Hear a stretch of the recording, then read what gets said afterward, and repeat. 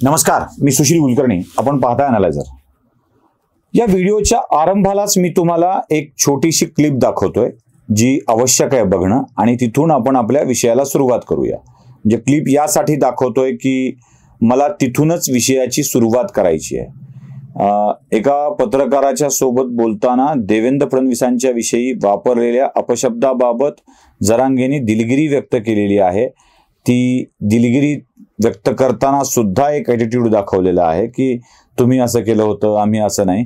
जरा ती दिलगिरी आपण ऐकूयात, बघूयात, मग पुढे सरकू. फडणवीसांचा तुम्ही उल्लेख केला. त्याच फडणवीसांनी सांगितलं की मनोज जरांगे पाटील छत्रपतींच्या शिवरायांच्या राज्यातही त्यांनी सन्मान केला होता, मात्र हे जरांगे पाटीलला शिवीगाळ करतात. नाही, ते 17 दिवसाचं उपोषण होतं आणि त्याच्यामध्ये काही अनावधान झालंय असं, पण छत्रपतीच्या विचारावरच आम्ही चालतोय. मी ऐकलं ते की एक जणांच्या मोबाईलवरती इथं सुरू होतं की छत्रपती शिवरायांच्या काळात असं होतं का, छत्रपतींचा विचार हे आणि असं होतं का, आई बहिणीवरून शिवीगाळ केली जाते. आमच्याही माता मावल्यांना खूप मारलं होतं त्यावेळेस. तुम्हाला दया नाही आली, पहिल्या राजांना दया येत होती, ते दया द्यायची. कोणी आमरण उपोषणाला बसलं तर त्यांना दया यायची. पूर्वी असं होतं.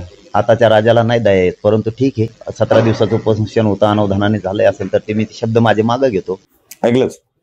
आता हे ऐकल्यानंतर जरांगेंना देवेंद्र फडणवीसांची आईमाई काढून शिव्या दिल्याचा थोडीशी जाणीव कुठेतरी होते आहे, म्हणून जरांगे फडणवीसांची माफी मागतायत असा याचा अर्थ होतो. मी असा अजिबात दावा करणार नाही की SITची स्थापना करण्यात आल्यामुळं जरांगेंनी माफी मागितली, बऱ्याच गोष्टी झाल्यामुळे जरांगेंनी माफी मागितली, असला पानसट दावा मी करणार नाही. जरांगेंना इच्छा झाली, त्यांना वाटलं की आपण चूक बोललोय, त्यामुळे दिलगिरी व्यक्त केली, ठीक आहे. मुळात जरांगेंनी दिलगिरी व्यक्त करण्याची आवश्यकता सुद्धा नाही आहे. जरांगेंच्या बाबतीत त्यांच्या आंदोलनाचा हितचिंतक म्हणून, अगदी प्रामाणिकपणे त्यांच्या आंदोलनाचा हितचिंतक म्हणून, जरांगेंच्या कार्यपद्धतीला विरोध असू शकेल, जरांगेंच्या हेतूवरती शंका असू शकेल, पण जरांगेंची जी मागणी आहे त्याच्याबाबत शंका असण्याचं आणि मराठा समाजावरचा अन्याय दूर करण्यासाठीला काही विषय असण्याचं काही कारण नाही. त्यामुळं जरांगेंच्या विषयात मला एक न मागता सल्ला द्यायचा, तसं त्यांना आवडत नाही, कारण जे जरांगेंना सल्ला द्यायला जातात त्यांची जरांगे पार बिनपाण्याने करतात हे आम्ही बघितलेलं आहे. ते एक डॉक्टर गेले होते, त्या डॉक्टरला त्यांनी सांगितलं, डॉक्टर टाळक्यात माईक घालत असतो हा. नंतर एक जण गेला होता, साहेब ते आहे, तुला लय कळतं का, तू सरकारची बाजू घेऊ नको, उठीतून म्हणून हाकलून लावलं होतं. विभागीय आयुक्त गेले होते, त्यांनी त्यांची पार आई बहीण काढली होती. एक 2-3 प्रसंग आहेत असे की ज्यात जरांगे सल्ला देणाऱ्यावर भडकलेले आहेत. ते सल्ला द्यायचे प्रसंग तुम्हाला मी दाखवतो, बघून घ्या. पुढे नाही, अंमलबजावणी 20 तारखेसाठी मागासवर्ग आयोगाचं अधिवेशन डॉक्टरांनी माईक डोक्यात टाकत असतो खोटं बोलल्यावर. मला मी खोटं बोलत नाही. यांना सांगितलं का, तो मुद्दा वेगळा सांगितलं का, सांगितलं ना. अरे खोटं बोलू नाही जातीसाठी, हरकती वेगळ्या घेण्याचा तिथपर्यंत राज्यातले आणि शासनाच्या मायाचा चिन्हामध्ये ती करायची, नीट करा नाहीत नका करू. इथं लोक मरायला लागले तो कशी तापाशी. ती GR कव्हर काढते 5 महिन्यापासून. माय घालायला राज्य चालले ते कसलं काही संयम असतो, काही समाजाला लागली, आम्हाला काही संयम आहे. 5-5, 7-7 महिने दिले तुम्हाला. तुम्ही काय येड्यात काढायला लागले का आमच्या मराठ्यात जातीला. म्हणा 31 मार्च पोत ही केलं, 31 मार्च पोत, 31 मार्च त्याच्या बापाने केलं, 31 मार्च त्याच्या मायाचा चिन्हा कोणते भाडक होईल. 31 मार्चपर्यंत त्याच्या बापाने केलं. ऐकलेत ना. आता यानंतर आपण काही पानसटपणा करावा आणि सल्ला द्यायला जावं तर आपणही आपली आई बहिणीचा उद्धार करून घ्यावा अशी स्थिती आहे. त्यामुळं तो धोका पत्करून मी हा सल्ला द्यायला जातोय. जरांगे साहेब, दिलगिरीची आवश्यकता नाही आहे, माफी मागण्याची आवश्यकता नाही आहे. आवश्यकता काय सांगू का, आवश्यकता आहे राजकारण समजून घेण्याची.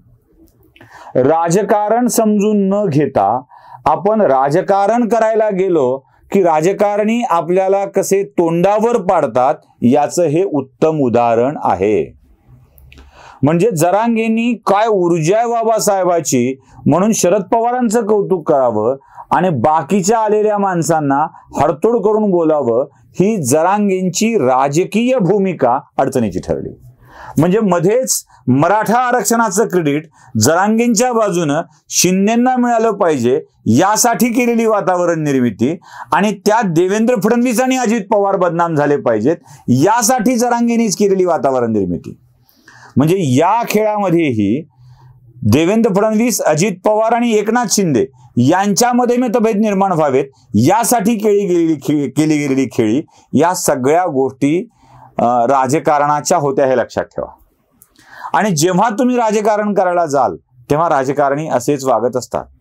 राजकारणी माणसं अशा लोकांचा वापर कडीपत्त्यासारखा करत असतात. कढीला कडीपत्त्याचा छान वास यावा इथपर्यंत ते उकळलं जातं आणि जेव्हा कढी प्यायची वेळ येते तेव्हा कडीपत्ता काढून फेकून दिला जातो आणि कढीचा आस्वाद घेतला जातो. राजकारणी अशीच असतात. या कार्यकर्त्यांचा, सामाजिक आंदोलनकर्त्यांचा उपयोग असाच कडीपत्त्याप्रमाणे करत असतात हे मला जरांगे यांना आवर्जून सांगायचं आहे. बघा, जरांगे महाविकास आघाडीचा पाठिंबा आहे असं गृहीत धरून होते, पण काँग्रेसचे अध्यक्ष नाना पटोले मुख्यमंत्र्यांच्या सोबत बोलताना जे वाक्य वापरतात ते बघितल्यावर आपल्या लक्षात येतं की काँग्रेसला जरांगेंच्या आंदोलनाला उगाचच मुख्यमंत्र्यांनी मोठं केलंय असं वाटतंय. जरा नाना पटोलेंची ती वाक्य मी तुम्हाला पुन्हा पुन्हा ऐकवतो आहे, ती ऐकून घ्या.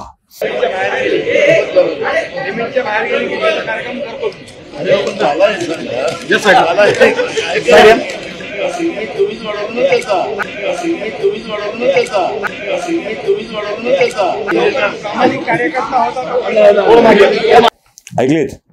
जरा अस्पष्ट आहे, अवघड आहे, पण तरीही कळून घ्यावं अशा स्थितीमध्ये ते तुम्हाला समजलं असेल की ते मुख्यमंत्र्यांना म्हणतायत की हे तुम्हीच तर मोठं केलंय ना. नाना पटोलेंना या आरक्षणाच्या आंदोलनाच्या जरांगेंच्या आंदोलनाबाबत, जरांगेंच्या म्हणतो मी, मराठा आरक्षणाबाबत नाही, जरांगेंच्या आंदोलनाबाबत कवडीचाही सन्मान नाही किंवा त्याची आस्था त्यांच्या मनात नाही हे स्पष्ट होतं. आता विरोधी पक्षनेते असलेल्या विजय वडेट्टीवारांच्या बाबतीत तर जरांगेंनी शिवीगाळ केलेली आहे. राहुल गांधीला म्हणावं कसले असली माणसं बाळगतो, हे असला असतोय का, अरे तुरे बोलतात ते कुणालाही बोलू शकतात, ते कुणालाही.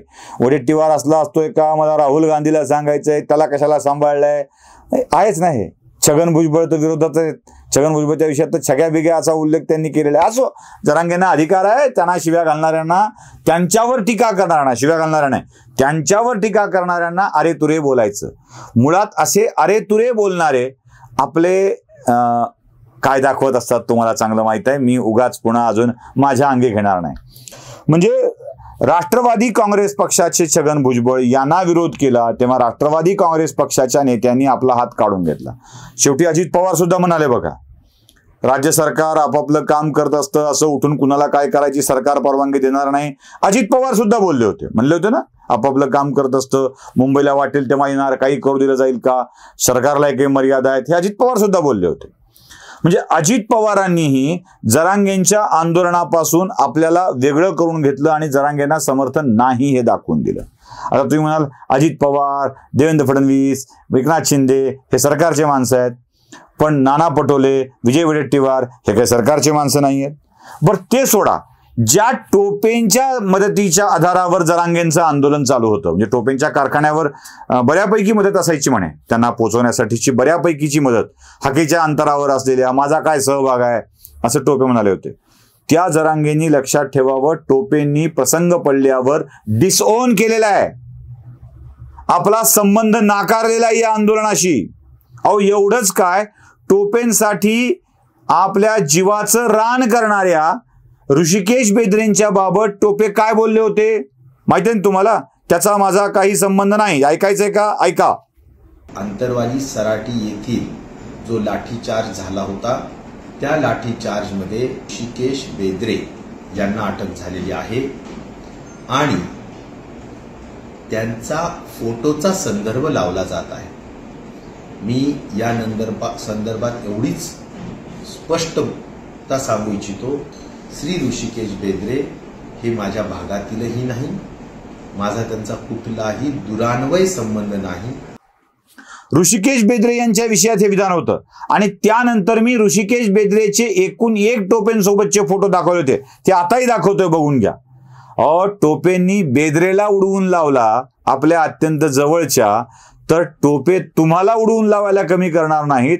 टोपेनी तात्काळ तुमच्या सोबतचे संबंध नाकारले, तुमच्याशी रिलेशन असल्याचं नाकारलं, सहकार्य असल्याचं नाकारलं. याला राजकारण म्हणतात. जेव्हा तुमचा सूर्य अस्ताला निघालेला आहे, मावळतीच्या सूर्याला कुणी अर्घ्य देत नाही, उगवतीच्या सूर्याला अर्घ्य दिलं जातं. लक्षात ठेवा. मावळत्या म्हणजे तुमची जराशी प्रसिद्धी कमी झाली की लगेच टोपेंनी आपले हात वर करून घेतले.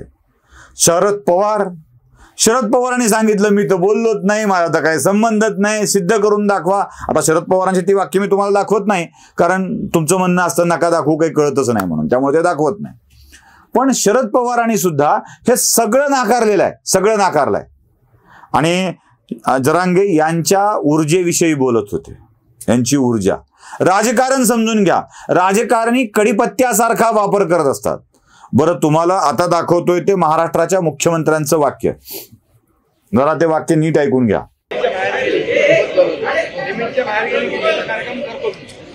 हे व्हायरल झालेलं होतं, याच्यात काही फार वेगळं मी दाखवलेलं नाहीये, पण जरांगेंना दाखवण्यासाठी आणखी एक नमुना आहे. अहो, जिथे मुख्यमंत्र्यांनी सांगितलं मी कार्यक्रम करत असतो, लिमिट संपली की, जिथे अजित पवारांनी सांगितलं राज्य सरकारच्या काही मर्यादा आहेत, जिथे शरद पवारांनी सांगितलं माझा काही संबंध नाही, जिथे टोपेनी पार उडवून लावलं माझा काही संबंध नाही, कडीपत्त्याचा उपयोग संपला की कडीपत्ता बाजूला काढायचा असतो. हा राजकारण्यांचा नियम जरांगेंना का समजला नसावा, हा माझ्या समोरचा मोठा प्रश्न आहे. जरांगेंच्या मनात मोठमोठ्या कल्पना आहेत. म्हणजे शहागडच्या जवळ काहीतरी एक साम्राज्य उभं करायचं, शैक्षणिक संस्था उभ्या करायच्या, एक शंभू सृष्टी उभी करायची. आणि अशा शैक्षणिक संस्थांची सृष्टी उभी करायची असेल तर या शैक्षणिक संस्थांचं जाळं असलेले टोपे आपल्यासोबत कशाला राहतील, हाच माझा प्रश्न जरांगेंच्या बाबतीत आहे. जरांगेंनी राजकारण्यांना समजून घ्यावं, म्हणजे उगाच दिलगिरी व्यक्त करण्याची गरज पडणार नाही, एवढंच आमचं जरांगेंना सांगणं आहे. नमस्कार.